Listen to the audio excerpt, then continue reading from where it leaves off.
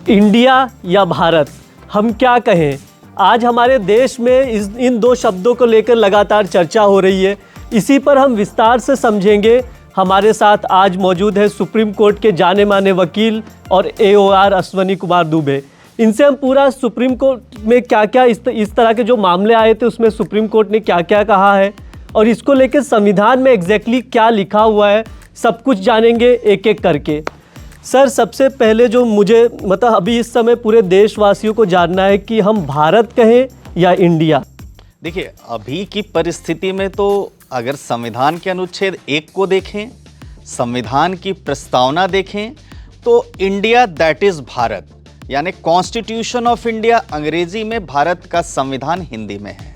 परंतु अगर संशोधन इसमें हो जाएगा तो उसको भारत कहेंगे। यानी अगर हम संवैधानिक स्थिति से देखें, कानूनी स्थिति से देखें, तो भारत कहने में भी कोई दिक्कत नहीं है, इंडिया कहने में भी कोई दिक्कत नहीं है। लेकिन सवाल यहाँ पर ये, हमारे जो कानून की किताबें हैं, हमारे जो कोर्ट्स हैं, उन सब में चाहे सुप्रीम कोर्ट ऑफ इंडिया हो, चाहे चीफ जस्टिस ऑफ इंडिया हो, ऐसे शब्द हैं। तो अगर हम हिंदी में उनको कहते हैं तो भारत के मुख्य न्यायाधीश कहते हैं, भारत का उच्चतम न्यायालय कहते हैं। तो जिस भाषा में अभी कहना है उस भाषा में कह सकते हैं। अब संविधान संशोधन के बाद जो कहना चाहें, जैसे संविधान में संशोधन होगा उसके मुताबिक बात की जाए। तो फिर मुझे ये चीज़ नहीं समझ में आई, जब प्रेसिडेंट ऑफ इंडिया के जगह पे प्रेसिडेंट ऑफ भारत लिखा गया तो इसमें दिक्कत कहाँ आई है? क्यों, मतलब जो राजनीतिक दल है, कुछ दल इसका विरोध क्यों कर रहे हैं? हम एक भारत दुनिया की सबसे बड़ी डेमोक्रेसी में रहते हैं और डेमोक्रेसी में सरकार की हर बात का परोक्ष रूप से, अपरोक्ष रूप से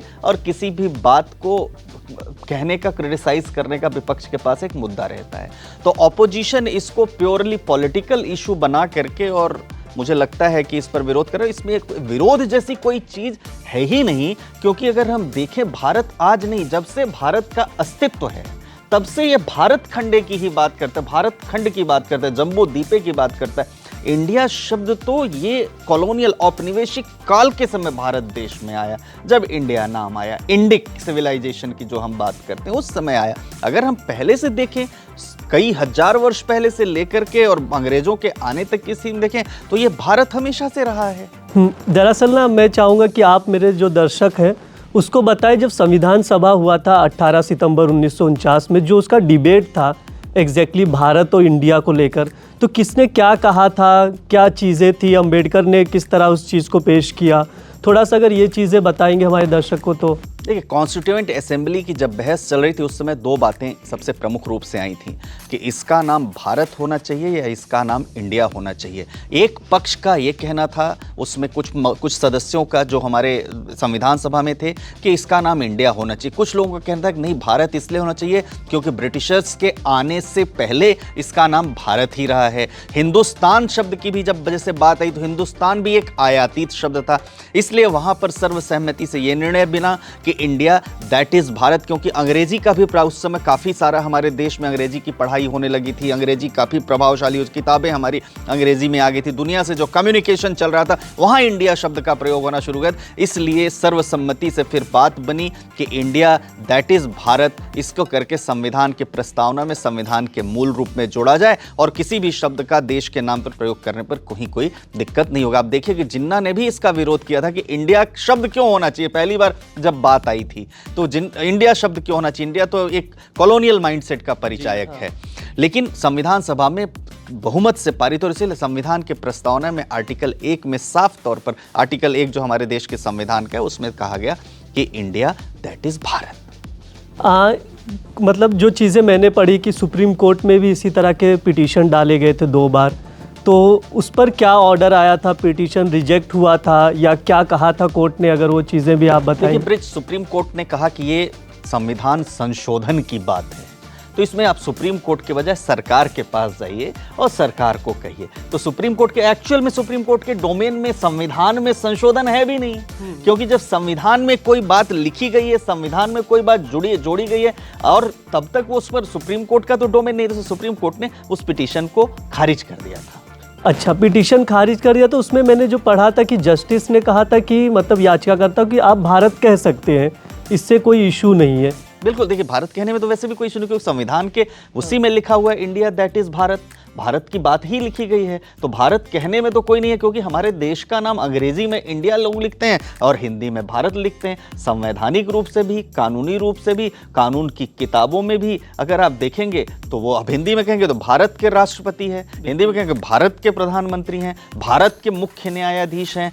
तो वहाँ तो कोई ऐसी दिक्कत है नहीं। जब controller and auditor general of India को कंट्रोलर और ऑडिटर जनरल ऑफ भारत हो गया, तो ये जो है हमेशा से प्रचलन में दोनों चीज़ें, कानून की किताबें भी जितनी अगर हम कहेंगे तो Indian supreme court, Indian justice system, भारतीय न्यायिक व्यवस्था, हम इस तरह से बात करते हैं।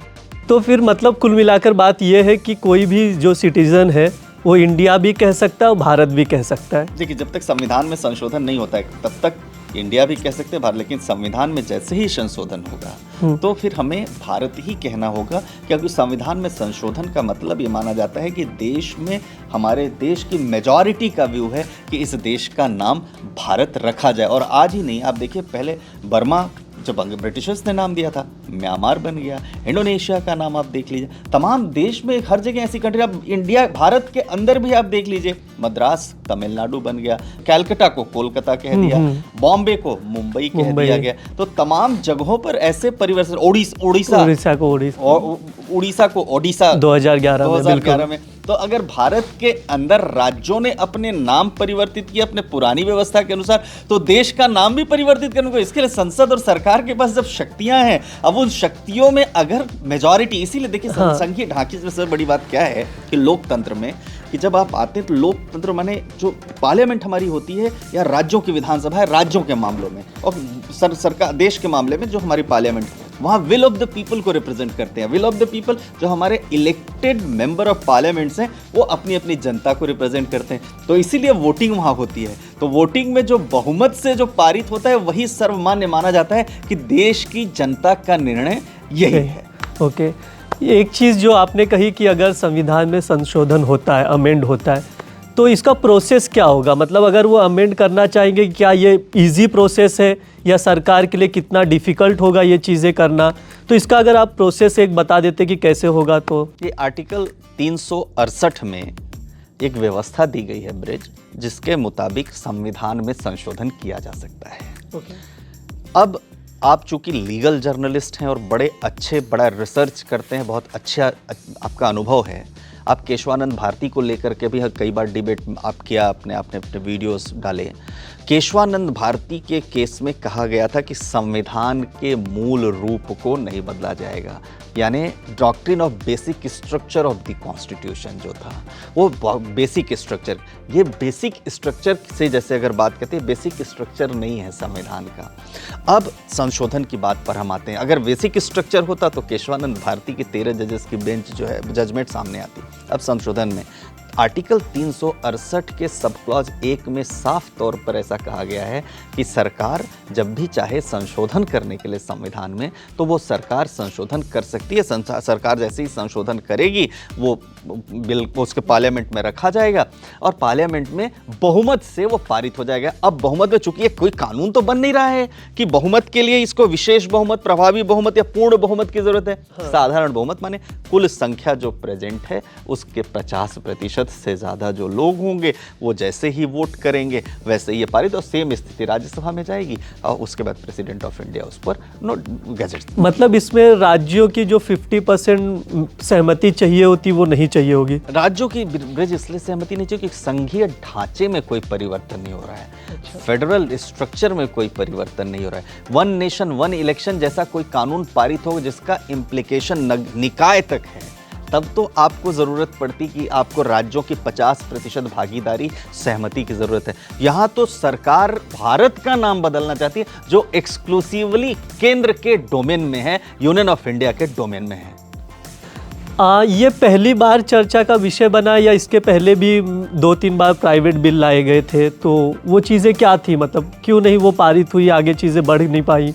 प्राइवेट मेंबर बिल का एक अपना जो है, लोग जो मेंबर ऑफ पार्लियामेंट की विश होती है वो अपना प्राइवेट मेंबर बिल लेकर आते हैं, कभी चर्चा हो जाती है, कहीं चर्चा नहीं होती। 2012 में कांग्रेस के सांसद ले आया, फिर 2000 प्राइवेट मेंबर बिल पर सरकार की मंशा पर डिपेंड करता है कि वो डिबेट करवाए या नहीं करवाए, उसको पारित करे या नहीं करे। लेकिन समय समय पर इसकी मांग उठती रही। तमाम लोग इसके नाम को लेकर के बात उठा रहे थे, संसद के अंदर भी, संसद के बाहर भी। आप कुछ दिन पहले आदरणीय मोहन भागवत जी का भी बयान देखिए, उन्होंने भी यही बात की। हमारे ऋषि मुनियों भी कई बार कहा कि आओ अब लौट चलें भारत की ओर। तो ये तो हमेशा से बात चलती रही है, और मैं समझता हूँ कि विल ऑफ द पीपल को सही तरीके से मूर्त रूप देने में सरकार को अपना इफेक्टिव कदम उठाना चाहिए, और सरकार उसी हिसाब से इसको आगे लेकर के चले। सर, इसमें एक चीज़ है जो सब लोग सोच रहे हैं कि अगर ये अमेंड होता है, सिर्फ भारत शब्द का उपयोग किया जाए, इस्तेमाल किया जाए, तो फिर रिज़र्व बैंक ऑफ इंडिया है या जो चीज़ें और भी है जो इंडिया से रिलेटेड, रिपब्लिक ऑफ इंडिया जो पासपोर्ट पे लिखा रहता है, ये सब चीज़ें चेंज होने में कितना समय लगे, क्योंकि ये अचानक से तो सब चीज़ें बदल नहीं सकती। तो सरकार के लिए कितना ये चीज़ें डिफ़िकल्ट होने वाली है। जो जिस समय इस पर चर्चा हो रही होगी, तो जो पॉलिसी मेकर्स होंगे, जिन्होंने डिबेट किया होगा, जिन्होंने डिस्कशन किया होगा, इन्होंने इसका एक कट ऑफ डेट फिक्स किया होगा कि किस तारीख तक इसको वो इम्प्लीमेंट करेंगे। अब आप देखिए, जैसे प्लेसेस ऑफ वर्शिप एक्ट जब आया तो उसमें कट ऑफ डेट पहले की रखी गई 1947, 15 अगस्त 1947 की रखी गई कि उस समय जो रिलीजियस स्ट्रक्चर जहाँ करे उसके कन्वर्जन की बात नहीं। उसी तरह से अब रिपब्लिक, जैसे आप बिल्कुल आपने बहुत सही की कि वीज़ा बनता है तो इंडिया के नाम पर बनता है, पासपोर्ट बनता है तो हिंदी अंग्रेजी में लिखा रहता है, रिपब्लिक ऑफ इंडिया लिखा रहता है। तो वो समय लगेगा, कट ऑफ डेट ये निर्धारित करेंगे कि कैसे कैसे कहाँ कहाँ ज़रूरत है, कैसे चेंज होगा। और यार नोटिफिकेशन करके ये भी कर सकते हैं कि दुनिया के हर जगहों पर ये मैसेज भी दे सकते हैं मिनिस्ट्री ऑफ एक्सटर्नल अफेयर्स के थ्रू कि आप जो है यहाँ पर जब पुराना पासपोर्ट है, पुराने पासपोर्ट में इंडिया शब्द को आप इस्तेमाल करेंगे, और इस कट ऑफ डेट के बाद जो है वो करेंगे। या अमेंड करने के लिए भी कह सकते हैं, जैसे आधार जैसी चीज़ें जब खुली जगह जगह पर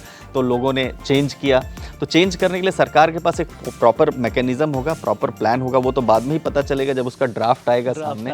लेकिन यह है कि सरकार ने अगर कदम उठाया है तो इसका उनके पास ब्लूप्रिंट ज़रूर तैयार होगा। अच्छा, इस चीज़ को लेके भी काफ़ी टाइम से चर्चा हुई कि भारतवर्ष है, इंडिया है, या भारत है, या हिंदुस्तान है। तो अगर इसका ओरिजिन कहाँ से हुआ, अगर इस चीज़ पे बताएंगे थोड़ा विस्तार से। तो हम लोगों ने तो जो पढ़ा बचपन में, तो जो भरत थे शकुंतला के पुत्र, वो शेर के दांत गिनते थे, तो राजा भरत के नाम पर भारत का नाम पड़ा। अच्छा। और उसके बाद जो सबसे बड़ा न्याय शास्त्र है कौटिल्य का, तो जो खंड खंड में विभाजित था, तो उसको लेकर के तक्षशिला से, सिंधु से लेकर पौरव राष्ट्र से लेकर के मगध और सारा कुछ जो जोड़ने का काम किया, वो चाणक्य के समय पर कौटिल्य का हुआ। तो वो भारत वहाँ बना। तो भारत के बाद धीरे धीरे ये चलता रहा, फिर तमाम आक्रमणकारी आए, चले गए, लेकिन भारत नाम लगा रहा। फिर जब अंग्रेज आए, जब हमारा देश परतंत्र हुआ, तो उन्होंने इसको इंडिया नाम दिया। हाँ, तो किसी भी तरह से अगर प्रेसिडेंट ऑफ भारत लिखे, या जिस तरह से निमंत्रण पत्र भेजा गया था डिनर के लिए, प्रेसिडेंट ऑफ भारत लिखना लीगल है, कंप्लीटली लीगल है, वैधानिक है, गरिमापूर्ण है, संविधान के दायरे में है, और देश का सम्मान भी ऊंचा करता है। इंडिया या भारत दोनों में से किस शब्द का इस्तेमाल करें, इसको हम पूरी तरह से क्लियरिफाई किया है सुप्रीम कोर्ट के जाने माने वकील अश्वनी कुमार दुबे ने। पूरा उन्होंने बताया है कि आप अगर ये चीज़ें अमेंडमेंट होती हैं भारत या इंडिया में से, जो दोनों में से अगर सिर्फ भारत को इम्प्लीमेंट किया जाता है, सिर्फ भारत शब्द को इस्तेमाल करने की इजाज़त दी जाती है, तो फिर इसके क्या इम्पैक्ट पड़ेंगे वो भी बताया है। तो आप और भी चीज़ें हम बताएंगे, लीगल से अपडेट देते रहेंगे, आगे भी हम अश्वनी जी से बात करते रहेंगे। तो इसके लिए आप लगातार India.com से जुड़े रहें। शुक्रिया सर आने के लिए।